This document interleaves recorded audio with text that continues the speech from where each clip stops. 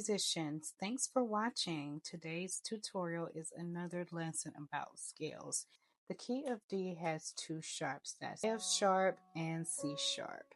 So we're going to start with the key of D, that's D, E, F, cross over at G, A, B, and then C sharp, D. Back down, play all 5 fingers. Then 3, place F sharp, E, and D.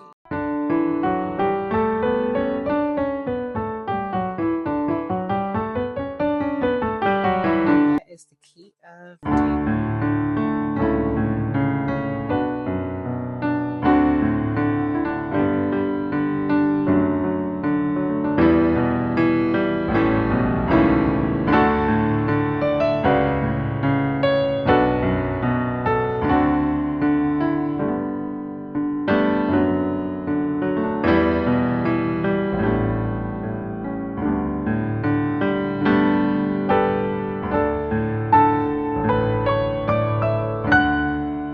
Thanks for watching. See you next time.